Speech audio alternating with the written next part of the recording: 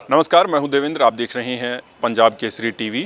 आज हरियाणा विधानसभा के बजट सत्र की कार्यवाही अनिश्चितकाल के लिए स्थगित कर दी गई है और पूरा बजट सत्र किस तरीके से रहा है और क्या कुछ इसमें निकल कर आया है, इतना लंबा बजट सत्र रहा है, इसी को लेकर बात करेंगे। कांग्रेस के वरिष्ठ नेता, थानेसर से कांग्रेस विधायक अशोक अरोड़ा मेरे साथ हैं।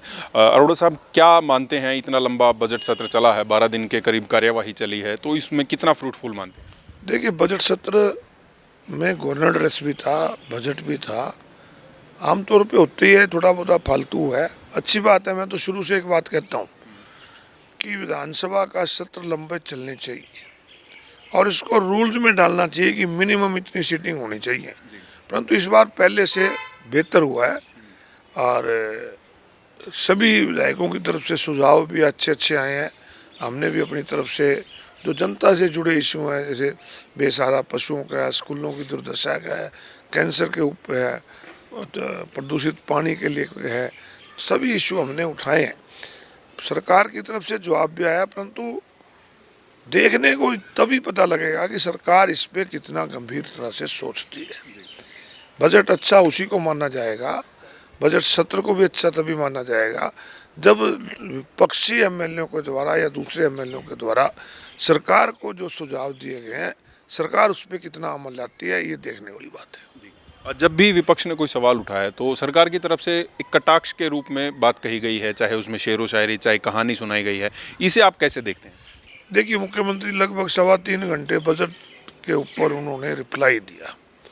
बजट रिप्लाई में जो बिंदु हमने उठाए, हमने ये उठाया कि आपका बजट बढ़ रहा है, बजट बढ़ रहा है तो फिर कर्जा क्यों बढ़ रहा है?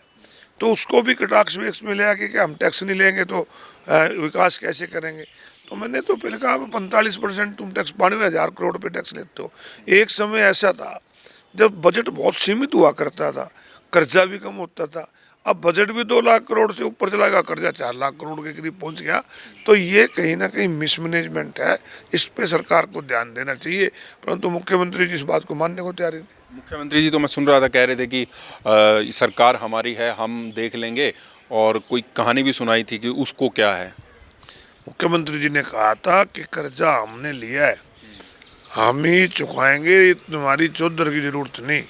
तो मैंने ज़्यादा चौधरी बनने की जरूरत नहीं। तो मैंने मुख्यमंत्री जी से कहा था कि सरकार जो होती है कस्टोडियन होती है, पैसा जो होता है बजट सरकारी खजाने में सारा का सारा जनता का होता है, कर्जा है वो भी जनता के ऊपर है। इस बात को समझना चाहिए। ये तो रजवाड़ा सा ही है कि मेरा ही है। सरकार तो लोग बनाते हैं, लोगों के लिए होती है। सरकार के खजाने में जो पैसा है वो भी लोगों का है और कर्जा जो प्रदेश के ऊपर है वो भी लोगों के ऊपर है।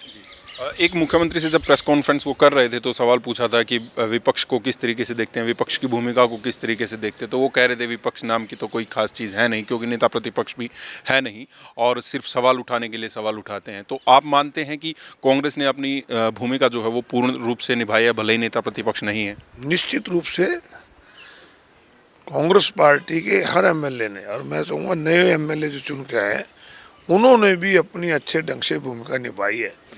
एमएलए जो चुन के आता है अपने अधिकार से आता है, ये ठीक है कि नेता प्रतिपक्ष होना चाहिए, हाईकमान को इस पर जल्दी करनी चाहिए।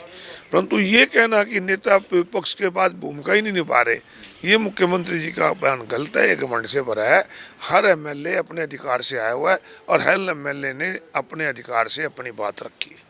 चलिए, बहुत बहुत शुक्रिया। अशोक अरोड़ा कांग्रेस के वरिष्ठ नेता मेरे साथ थे और बजट सत्र की कार्यवाही को लेकर उनके साथ बात की। मैं हूं देवेंद्र, कैमरा के पीछे मेरे सहयोगी अनिल। नमस्कार।